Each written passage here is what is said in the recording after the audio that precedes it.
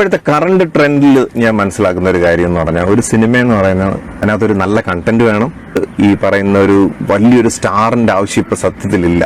അത് cinema prove ചെയ്തുകൊണ്ടിരിക്കുകയാണ് ഇപ്പൊ അറ്റ് പ്രസന്റ്. എന്റർടൈൻമെന്റ് ആയിരിക്കണം. അത് നമുക്ക് ഒത്തിരി റിലാക്സ്ഡ് ആവാൻ വേണ്ടി നമ്മൾ തിയേറ്ററിൽ പോകുന്നു ഫാമിലി ആയിട്ട്.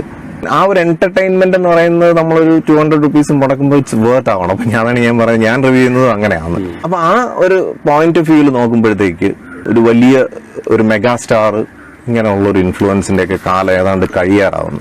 2.5 മണിക്കൂർ നമ്മൾ സ്പെൻഡ് ചെയ്യുമ്പോൾ അതിൽ നമുക്കൊരു സാറ്റിസ്ഫാക്ഷൻ, ഓക്കെ, മനസ്സിനൊരു സന്തോഷം, ഇതെല്ലാം കിട്ടിക്കഴിഞ്ഞാൽ we are satisfied with that movie.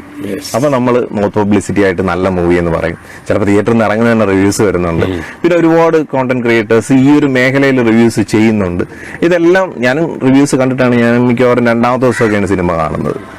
അപ്പൊ ഏകദേശം ഒരു ഐഡിയ എടുത്തിട്ടാണ് പോണത്. അതുകൊണ്ട് ഞാൻ പല സിനിമകളും ഒഴിവാക്കാറുമുണ്ട്. അപ്പൊ ഞാൻ താരങ്ങളുടെ ഒരു കാലഘട്ടം ഏതാണ്ട് അവസാനിച്ചു എന്ന് എനിക്ക് തോന്നുന്നു പേഴ്സണലി. പക്ഷെ താരങ്ങൾക്കും കോണ്ടന്റ് നല്ലതാണെന്നുണ്ടെങ്കിൽ അതും വർക്ക് ആവുന്നുണ്ട്.